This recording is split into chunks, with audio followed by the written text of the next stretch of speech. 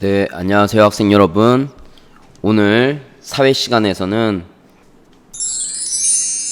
다른 나라와의 경제교류 사례 알아보기 두 번째 시간으로서 공부를 해보도록 하겠습니다. 교과서는 131쪽에서 133쪽이 되겠습니다. 수업 모차를 한번 살펴볼까요? 첫 번째, 우리나라와 콜롬비아의 경제교류. 두 번째, 우리나라와 다른 나라가 서로 주고받는 도움.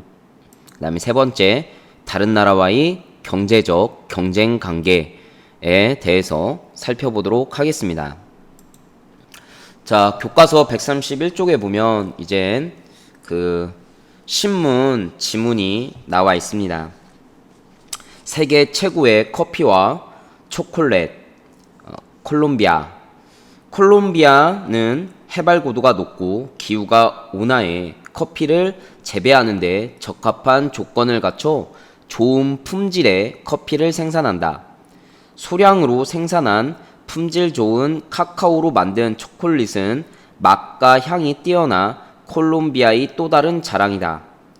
원유 수출국이기도 한 콜롬비아는 2016년 우리나라와 자유무역 협정을 맺었다. 최근 한국의 자동차가 콜롬비아 국민들에게 큰 인기를 얻고 있다. 다음으로는 커피 시장과 자동차 시장의 온도 차이라는 제목의 신문 기사입니다. 우리나라의 커피 시장은 10년간 크게 성장했다. 우리나라 국민의 1인당 커피 소비량은 연간 360잔 정도로 이것은 전 국민이 매일 한 잔씩 마시는 양이다. 이러한 성장에 힘입어 서울에서 세계 바리스타 대회가 열리기도 했다. 반면 미국의 보호 무역 정책과 중국 자동차 업계의 약진으로 우리나라의 자동차 시장은 점점 어려움을 겪고 있다. 일부 국가에 편중된 수출국을 다변화해야 한다는 목소리가 크다. 자, 콜롬비아의 경제적 특징은 무엇이었나요? 일단은 콜롬비아라는 나라는 남미 대륙에 위치해 있죠. 그래서 해발 고도가 높고 기후가 온화해서 커피를 생산하는데 굉장히 유리한 자연 조건을 가지고 있습니다. 그래서 이러한 초콜릿 같은 경우에도 맛과 향이 뛰어나서 콜롬비아의 또 다른 자랑이라고 이렇게 나와 있어요. 또한 원유 수출국이라는 그러한 경제적 특징도 가지고 있죠. 그러면 우리나라의 커피 산업 특징은 무엇인가요? 정말로 많은 사람들이 커피를 많이 마시는 것 같습니다. 그래서 지금 이 기사에도 나오지만 우리나라 국민의 1인당 커피 소비량이 연간 360잔. 결국에는 1년이 365일이니까 매일 한 잔씩 먹는다고 해도 과언이 아니죠. 그 다음에 지난 10년간 굉장히 크게 성장을 했다는 거예요. 커피 산업이. 그래서 선생님 그 사촌 동생도 커피 가게를 하고 있는데 장사가 너무 잘 돼서 2호점도 냈습니다. 그만큼 커피 가게가 상당히 많아요. 커피 가게가 상당히 많음에도 불구하고 장사가 잘 된다는 것은 그만큼 우리나라 대한민국 사람이 커피를 자주 마신다는 얘기예요.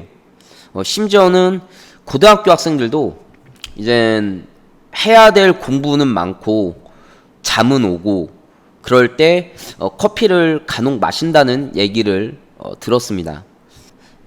미성년에게는 좀 커피가 몸에 해롭기 때문에 마시면 안 될 텐데 고등학교 학생들이 우리나라 고등학생들이 워낙 공부량이 많다 보니까 어쩔 수 없이 이런 커피나 에너지 음료 좀 의지하는 것 같습니다.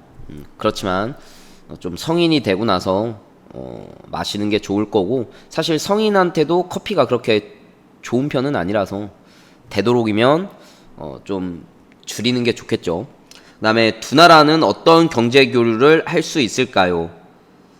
먼저 우리나라는 콜롬비아 국민들에게 한국의 자동차가 인기라고 하니까 우리나라 그런 자동차를 수출을 해야 되겠죠.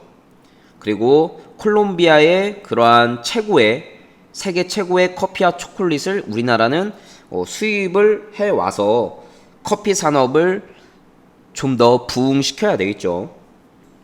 자, 이번에는 교과서 132쪽으로 넘어가도록 하겠습니다. 좀 중요한 단어가 많이 나오고 있습니다. 우리나라는 다른 나라와 서로 의존하며 경제적으로 교류한다. 그렇죠. 다른 나라와 서로 상호 의존할 수밖에 없습니다. 그 이유는 그 전에 배웠죠. 우리가 갖고 있지 않은 그런 자원, 그런 물건, 그 다음에 노동력 등을 수입해 오는 거죠. 우리나라의 발전된 기술과 좋은 물건을 수출하고 우리나라에 부족하거나 없는 자원, 물건, 기술, 노동력 등을 수입한다. 이는 각 나라의 특징을 살린 활발한 경제 교류로 이익을 얻기 위해서이다. 따라서 수출과 수입을 하는 이유는 서로 경제적인 이익을 얻기 때문에 하는 것입니다. 손해를 보는 거면 무역을 할 필요가 없죠.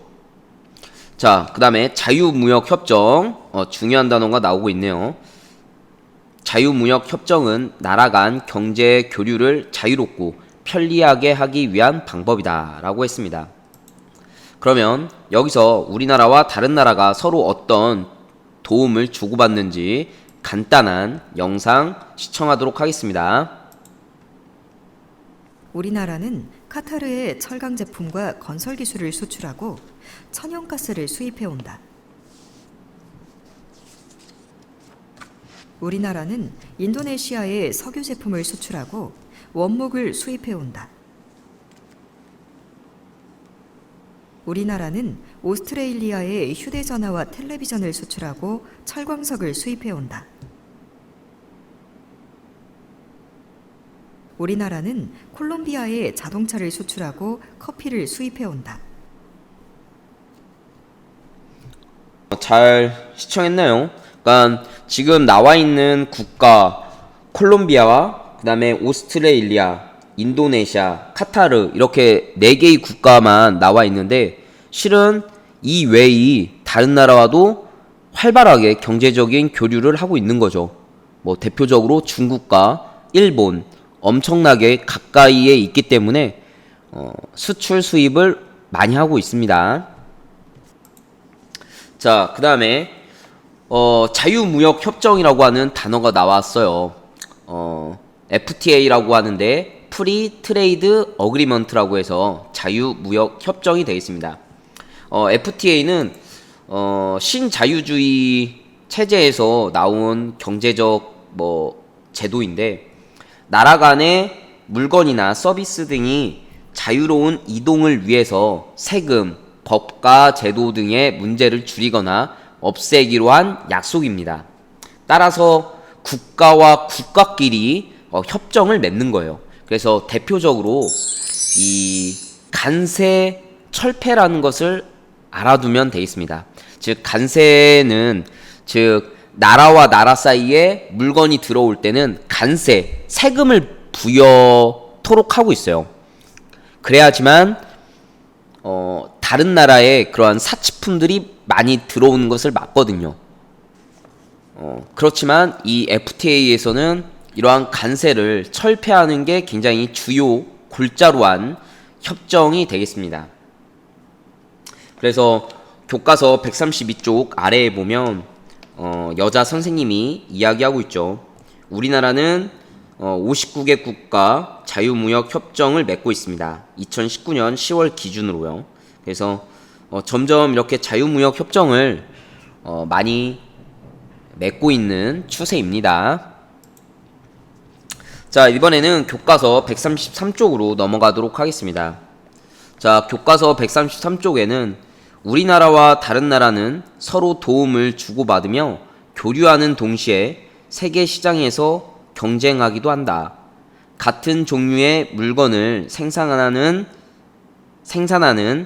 다른 나라와는 서로 경쟁하는데 특히 새로운 기술이 필요한 휴대전화, 전자기기, 자동차 시장에서의 경쟁은 더욱 치열하다라고 나와 있습니다.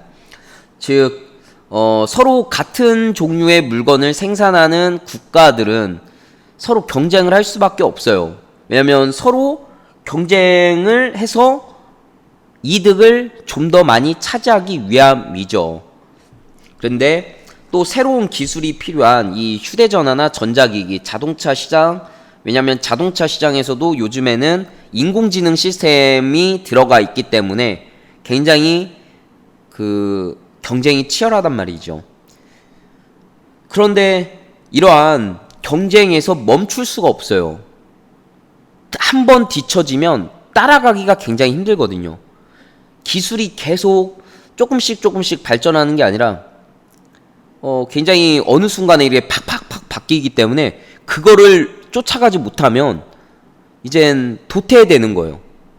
세계 시장에서 도태되기 때문에 계속해서 휴대전화나 전자기기, 컴퓨터 제품 이런 것들 보면 계속 조금씩 바뀌어서 계속 출시되고 있거든요. 그 이유가 그 기술 경쟁에서 한번 밀리기 시작하면 이젠 세계 시장을 다 다른 나라 경쟁 기업에 빼앗기기 때문에 그렇습니다. 그래서 이와 관련된 동영상을 한번 시청해 보도록 하겠습니다. 이 최신 스마트폰은 소비자들이 익숙한 오른손 엄지의 활용도를 최대한 높이는 데 중점을 뒀습니다. 전화 받기와 문자 확인처럼 자주 사용하는 기능의 아이콘을 오른쪽 측면에 모았습니다. 또 다른 최신 스마트폰에선 스마트폰을 쥐었을 때 검지가 자연스레 놓이는 곳에 조작 버튼이 놓여 있습니다. 끄고 켜고 음량을 조절하고 셀프 카메라를 찍는 것을 검지로 쉽게 할 수 있습니다. 검지손가락을 사용하게 되면 일단 좌우측에 버튼이 없어지게 됩니다. 그러면서 굉장히 슬림한 형상이 가능하게 되고 스마트폰을 좀 더 쉽게 이용하도록 하기 위한 경쟁이 손가락 활용에 관한 아이디어와 디자인 개발로 이어지고 있습니다. 최근 스마트폰 제조업체들의 고민은 고성능 카메라를 얼마나 많이 장착해 차별화하느냐입니다. 내장된 펜으로 스마트폰 화면에 글씨를 쓰자 마치 실제 종이에 쓰는 것처럼 사각거리는 소리가 납니다. 붓부터 목탄까지 10가지의 펜 종류에 따라 다양한 소리를 내 재미를 더했습니다. 많은 IT 기업이 모바일 메신저에 인공지능을 접목한 서비스를 속속 내놓고 있습니다. 네, 동영상이 이제 좀 잘리긴 했는데 이런 스마트폰에도 이제 인공지능 시스템이 좀 들어가 있어요. 챗봇이라고 해서 내가 그 스마트폰에 있는 그 내장된 그러한 인공지능 시스템한테 나 심심해 하면 이제 그 스마트폰 안에 있는 그런 기계가 무엇을 도와드릴까요? 심심하면 뭐 노래를 틀어드릴까요? 뭐 이런 식으로 대화를 하게 된다는 거죠. 예. 굉장히 많이 발전하고 있습니다. 자, 교과서 133쪽에 보면 이제 자동차 가격 경쟁으로 이제 자동차 회사원이 굉장히 힘들어하고 있어요. 다른 나라에서 이제 자동차 수출 가격을 10% 내려서 우리나라로 들어오게 되면 아무래도 외제차 가격이 저렴해졌다라고 생각이 될 테고, 그러면 우리나라 기업의 자동차를 사지 않고 조금 더 돈을 조금만 더 주면 외제차를 산다고 하면 그러한 자동차를 살 가능성이 높잖아요. 자, 도움을 주고받으며 경쟁하는 노트북 생산 기업. 그래서 이 외국산 노트북에 우리나라 대한민국의 반도체가 들어가 있다는 거예요. 물론 이 외국산 노트북에는 한국산 반도체만 들어가 있는 게 아니라 여러 나라의 뭐 이런 컴퓨터 부품이 들어가 있겠죠. 따라서 도움 관계에 있다는 거죠. 그렇지만 또 한국산 노트북과 이 외국산 노트북과의 어떤 경쟁 관계, 세계 시장에서 디자인과 기술로 서로 경쟁하고 있다는 것입니다. 그래서 서로 도움을 주기도 하고 또는 경쟁 관계에 있기도 합니다.